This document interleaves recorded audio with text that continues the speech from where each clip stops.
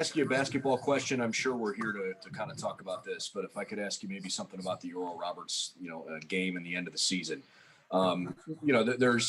It seems to us like there's going to be an awful lot of you back next year, right? I mean, you never really know year to year, but with the exception of CJ and Kyle, it appears that most of this team's going to return next year.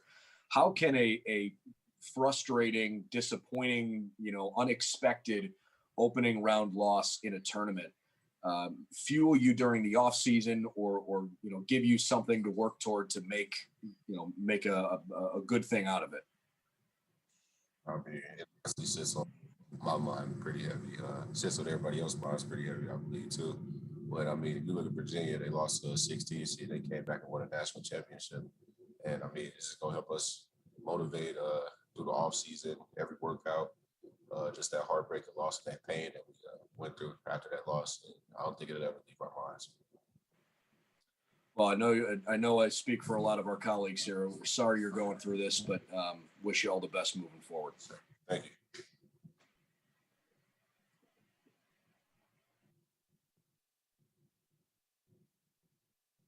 Next up, Patrick Murphy with Tony Girdman on deck. Patrick. EJ, obviously we don't have the same kind of following you guys do. How often do you get angry messages as compared to, positive messages from Buckeye fans, win or lose? I mean, what's kind of the balance, the ratio or whatever in terms of what you guys receive? It's mostly like 98% all positive, but it's always that 2%. It comes at you pretty rough. I mean, have an off night, people won't have your back, but you have a great night, people definitely have your back. I mean, it's like sometimes fans get too high or too low, honestly, and they act out of emotion. But I feel like basically most of the time it's all Buckeye fans being positive. And is that the worst you've received? I hope, but is that the worst you've heard?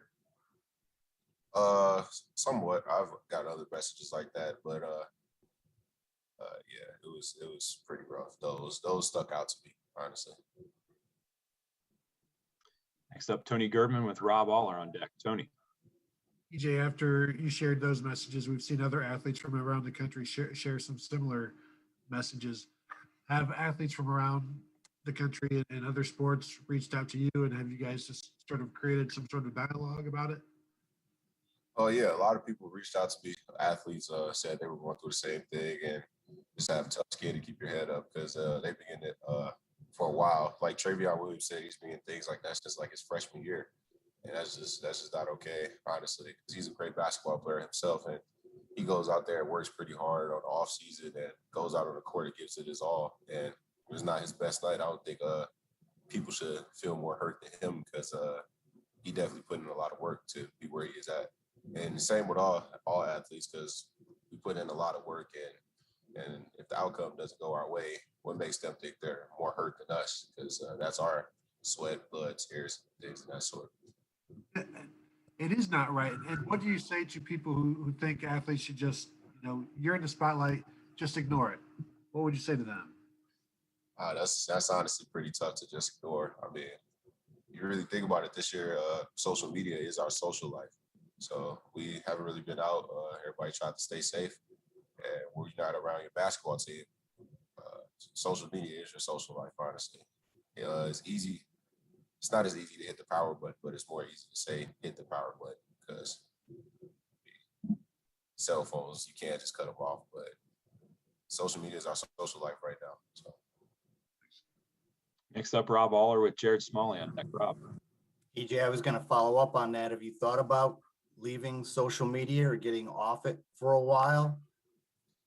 I thought about just deleting some apps and things of that sort, but I don't think I can fully get off social media, because I feel like I'm missing out on the world. Honestly, I don't really watch the news and regular television, but yeah, I feel like social media keeps me up to date. One of the ugly sides of this really is the race element. I don't know if that maybe hurt you more than the way you performed. I mean, has anyone reached out to you? What are you doing with the whole idea of race, and where are you on that in terms of them attacking you and racist comments?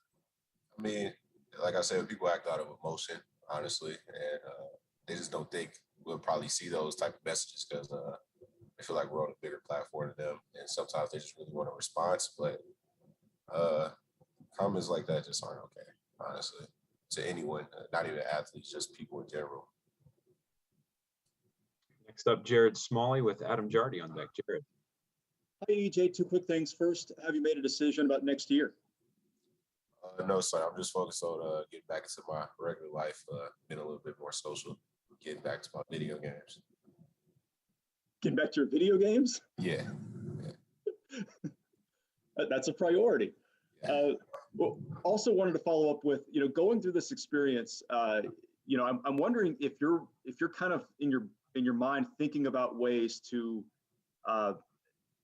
use it as a teaching moment to help other athletes, to help other people understand the real world consequences of going to a virtual method of communication. Have you, your teammates, your coaches, the athletic staff talked about what could be done maybe to use it in sort of a public campaign? Obviously speaking publicly here helps. Any other ideas you all have about how to use this in a way to make some change? I mean, yeah, we're trying to use our voices as much as possible, but I mean, there's a lot of trolls on the internet. Like I said, you can make anonymous pages and people won't know who you are at all. But it's just the fact that just bringing awareness to that athletes really have feelings too, honestly. So I'm happy a lot of other athletes spoke out, like Michigan State's Rocket Watson, Malik Hall, those guys also, and Demetrius Trice from Wisconsin. Those guys also just spoke up and said that they have feelings too, and those messages sometimes do hurt. All right, next up is Adam Jardy with Lindsey Mills on deck. Adam. Hey, EJ, how comfortable are you having to talk about all this and bringing this to the spotlight? Because we're sitting here and we're asking you all these questions and you didn't do anything wrong. It's these other random people that are attacking you and you're the one that's kind of, trying to bring awareness to it and talking about this kind of stuff. I just wonder how comfortable you are talking about all this and doing all this. I'm fine, honestly.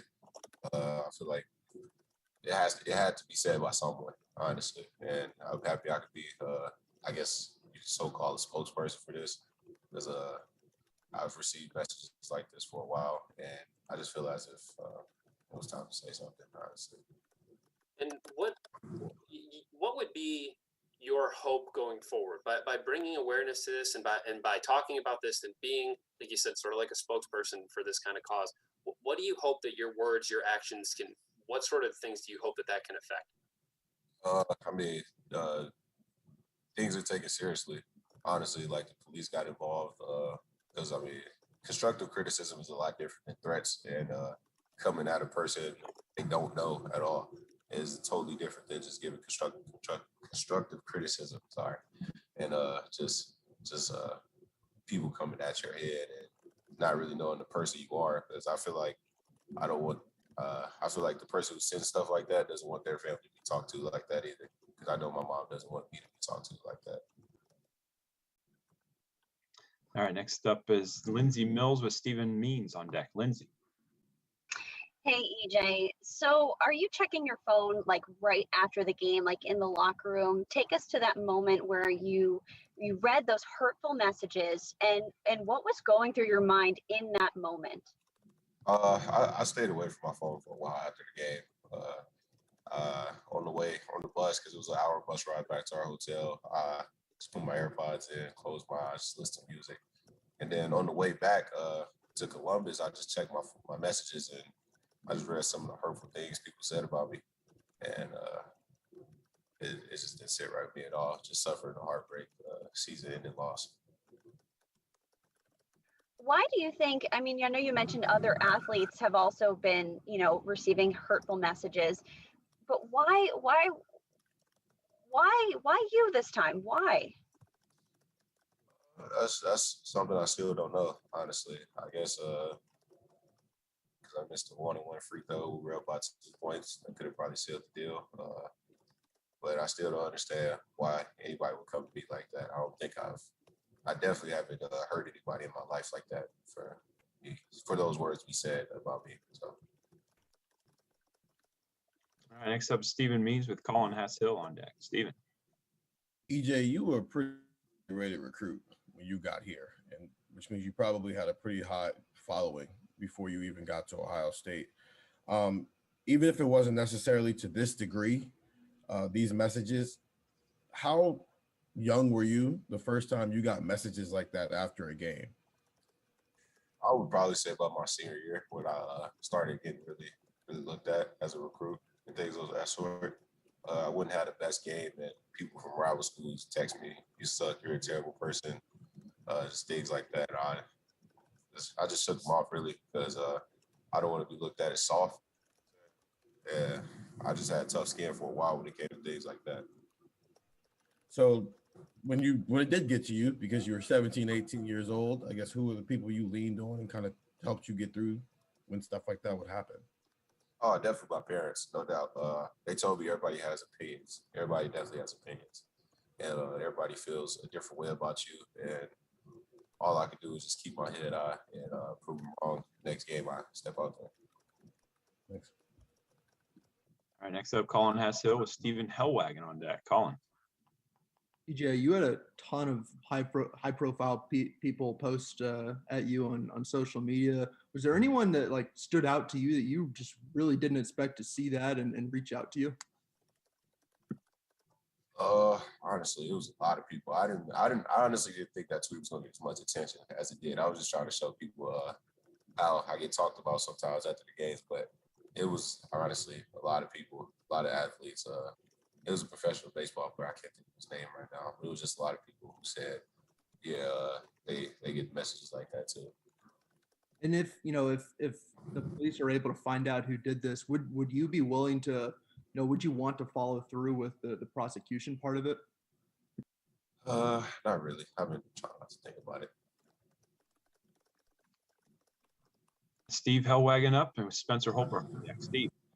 Yeah, EJ, your former teammate, Caleb Wesson, he kind of tested the waters after his sophomore year. Is that process, and I know it's in the middle of a pandemic, and he was able to travel and get out and meet with NBA teams, and maybe that's not even doable now, but is that process even a thought in your mind at this point after the outstanding season you had? Is this any part of that process, part of your thinking, or where are you at, I guess, right now? I'm giving everything an option, honestly. But as of right now, I'm just taking a little time away from basketball, just getting back to my regular life. Hopefully I go home and see my family pretty soon. And we'll discuss things then. And if you think about it, I mean, if the top 6 or 7 guys other than Walker are able to come back, and Kyle, may or may not come back, whatever. I mean, you guys were a top 10 team this year. Do you feel like the pieces are there if most of this core comes back and you add a kid who just had a huge game in a state championship game here over the weekend, a freshman? Just what's your thoughts? Do you feel like this team can be right back up there in the top 10 as a contender next year, or what do you think? Oh, no doubt. If everybody puts in the work they did on the offseason, it's going to be pretty hard to beat us. I saw Malachi had like 37 in the state championship game. That was pretty cool. Congrats to him. But yeah, I feel like the young guys come in, give a big help. And Meechie Johnson, he was this year to learn a lot from CJ and things of that sort. So I feel like we can be pretty good. Thank you. Next up, Spencer Holbrook with Lori Schmidt on deck. Spencer. EJ, a lot of times athletes are kind of hardened to this kind of stuff. Their skin just kind of hardens with the criticism and all the messages that they're getting. How, I guess you've already answered part of this, but like how important is it just to show people that you don't have to have the hardest skin in the world and you can be like almost vulnerable about this stuff and bring it to light? How important is that aspect of all of this? A lot of athletes are supposed to be looked at as just like entertainers, really. You want to be say, and we're supposed to be like tough always and show people that things don't get to us, but sometimes it really does. I know some athletes take it different than me, and I just look at it as my family. I have a little brother, little sister, a mom, dad, big sister, and a whole bunch of other family that supports me. And I definitely wouldn't want them to be talked about like that or talked to like that. And I don't want anybody in my family to talk to people like that. So I just want to be treated how a person wants to be treated. Then if I can follow up, you're first team All Big Ten performer. You have a double-double in an NCAA tournament game. You almost win the Big Ten championship. It seems like this offseason was going to be set up for you to, really even elevate yourself even more from there. And now you're almost stuck here talking to us about this kind of thing.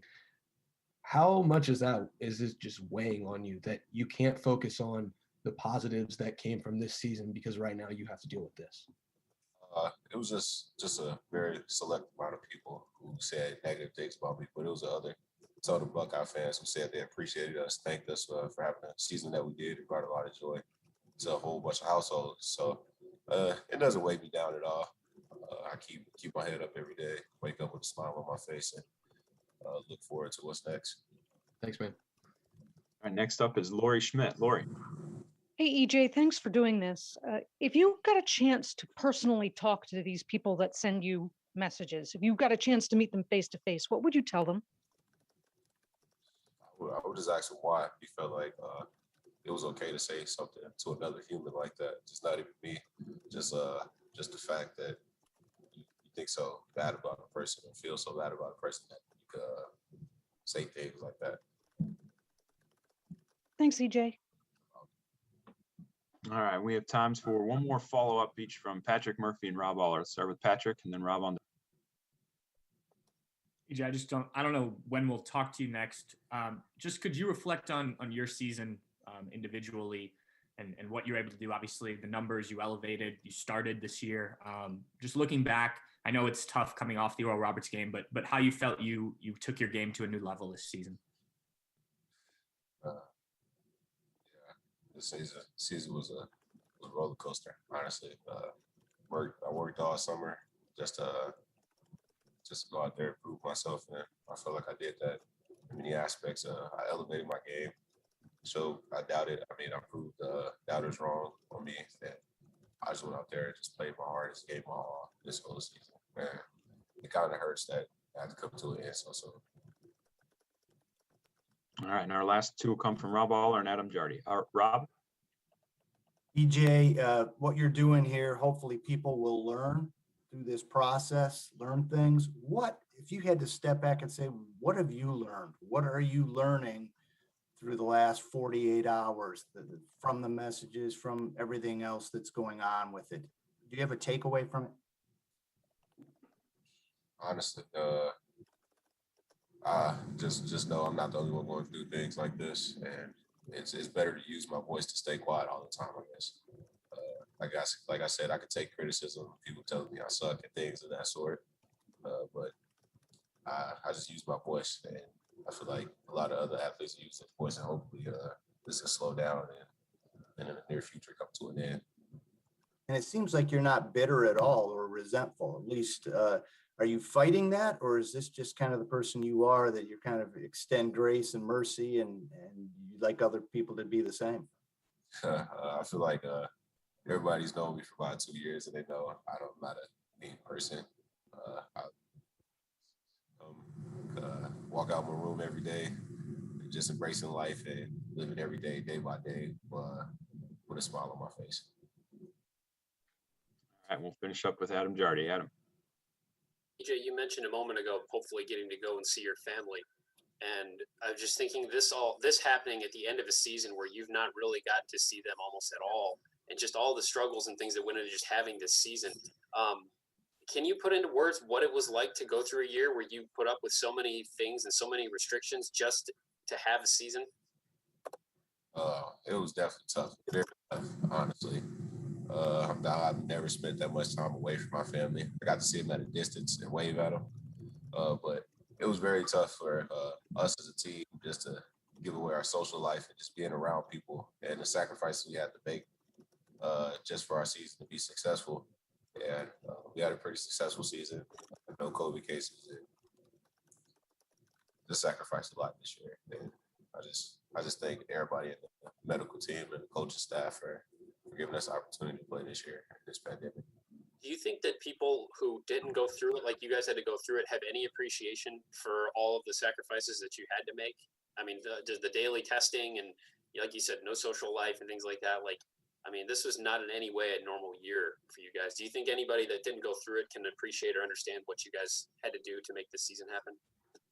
I definitely don't think people really see how much we gave up. We were hesitant about everything, just like going to the mall or something, food court. Had to just stay away from people and just get away from life, honestly, just for us to sacrifice to play basketball, the thing that we love. But I don't regret anything. I feel like the team doesn't regret anything because at the end of the day, we got to play the game that we love. Thanks, EJ. Tell Bentley hi. Sorry. EJ, thanks for your time, buddy. Thank you. Thanks, EJ. Thanks, EJ. Thanks, EJ.